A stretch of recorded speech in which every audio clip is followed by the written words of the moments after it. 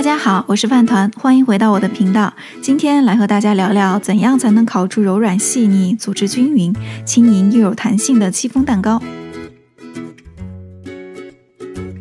还是先来写菜谱，这里我给出的量足够烤一个8寸的戚风蛋糕。需要用到的食材有鸡蛋、低筋面粉、细砂糖、牛奶、无味的植物原食用油，还有柠檬汁。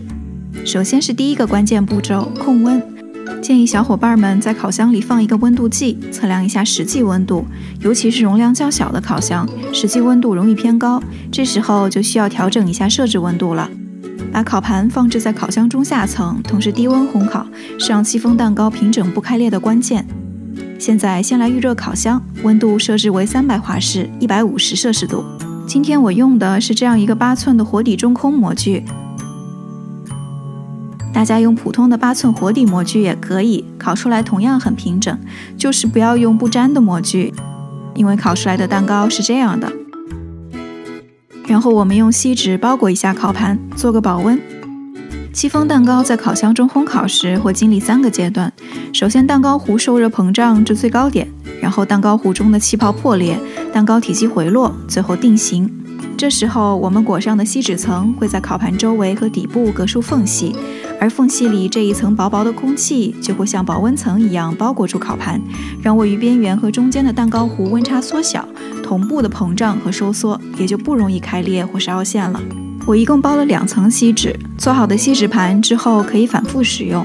然后来做蛋糕糊，需要用到4个大点的鸡蛋，总重量在240到250克左右。把蛋清和蛋黄分开，用干净的玻璃碗或是金属盆装蛋白。少量的油脂对蛋清打发的影响并不大，所以如果有蛋黄滴入蛋清，用蛋壳撇出来就好。在蛋黄里倒入食用油和牛奶，用打蛋器搅拌均匀。戚风蛋糕要做到组织均匀，一个很重要的环节就是水油分布要均匀，所以这一步我们先让牛奶和油充分乳化，使油脂均匀地分散在水中之后，再筛入面粉。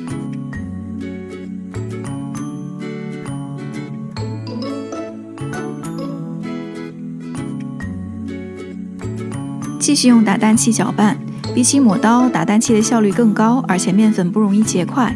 大家还可以这样来回 Z 字形搅拌蛋黄糊，就不用担心形成面筋了。面筋过多，戚风蛋糕就会变得有嚼劲儿，蛋黄糊也会很难和蛋白霜混合，就像这样。不过少量的面筋影响并不大，大家也不用过于紧张。蛋黄糊拌好之后，进入戚风蛋糕的第2个关键步骤，打发蛋白霜。今天我们要用2样东西稳定蛋白霜，就是柠檬汁和细砂糖。首先在蛋清里加入柠檬汁，开始打发。柠檬汁让蛋清变酸，可以让打好的蛋白霜长时间保持稳定，还可以预防过度打发。这就像是蛋清里的蛋白质们在酸性环境里变得更独立，不愿意和其他蛋白质纠缠。这样一来，到了打发后期，它们就不容易缠在一起，导致打入的空气被挤出，而让蛋白霜坍塌。打发到出现比较密集的气泡时，就可以开始加糖了。加了糖的蛋清会变得更粘稠，形成的气泡就不容易破，蛋白霜也就更稳定。我习惯分3次加糖，大家也可以边打边加，分几次都可以，一次不要加太多，然后继续打发。变成这样非常细密的小气泡状态时，再加1次糖，然后接着打发，直到提起打蛋器，落下的蛋白霜能够在表面留下痕迹。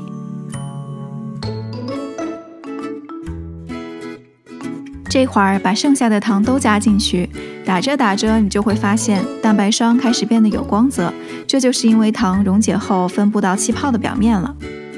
打发到提起打蛋器后，可以拉出这样软软的蛋白尖，这就是进入到所谓的湿性发泡阶段了。继续打发，越来越多的空气被裹入蛋清，蛋白霜的体积不断增加，状态也会越来越接近固态。做戚风蛋糕，我喜欢把蛋清打发到介于湿性发泡和干性发泡之间的状态，也叫中性发泡。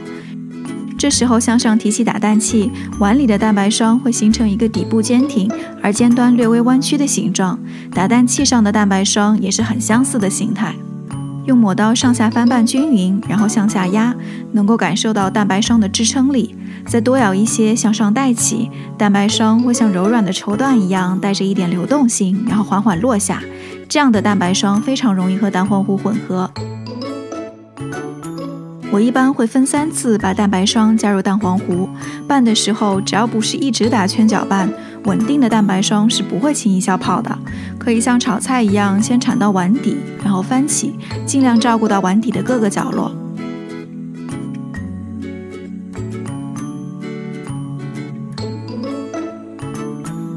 最后一次加完蛋白霜后，把抹刀上的也刮下来。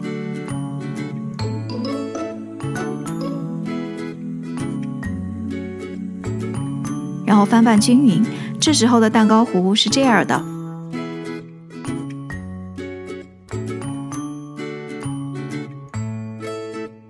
蛋糕糊倒入烤盘的时候，从高一点的地方倒，让蛋糕糊像瀑布一样连续的落下，这样里面的大气泡就会在碗的边缘处破裂，是消除大气泡很有效的小手段。然后晃一晃烤盘，稍微震2下，等个2分钟，让大气泡浮到表面，再用牙签挑破。蛋糕糊放在烤箱中下层，烤1小时15分钟。到时间后，从烤箱里取出来震2下，把还没有破裂的气泡震碎，释放出气泡里的水蒸气，然后倒扣冷却。大家一定要耐心，等到蛋糕完全冷却后再脱模。戚风蛋糕含水量很高，组织蓬松，冷却的时候需要附着在烤盘上才能不变形。冷却后的蛋糕表面平整，只在边缘处略有一些收缩，是正常现象。现在来脱模，用手轻轻在蛋糕的边缘往下压，把蛋糕和烤盘分开。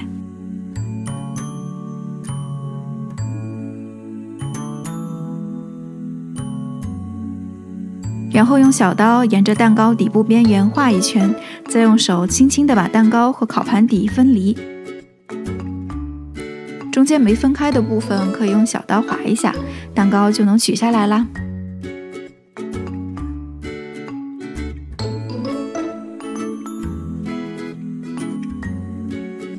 做出来的蛋糕高4.7厘米，外面看上去组织均匀，大气泡很少。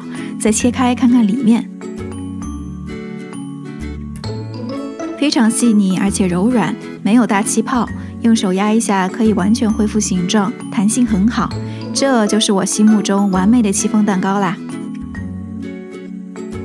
其实不同状态的蛋白霜都可以做出成功的戚风蛋糕。这里是湿性发泡的蛋白霜做出来的，因为打发程度最轻，裹入的空气也就最少，所以高度更低，但是内部组织同样非常细腻，虽然更湿软，但一样有弹性。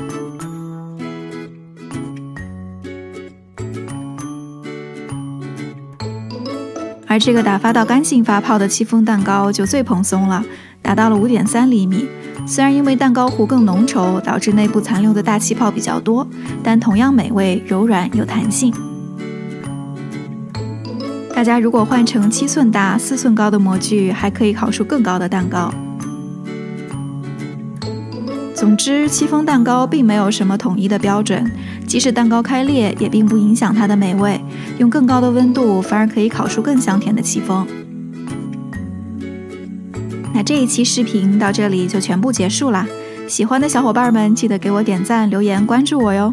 祝大家都能烤出好吃的戚风蛋糕。我们下期见。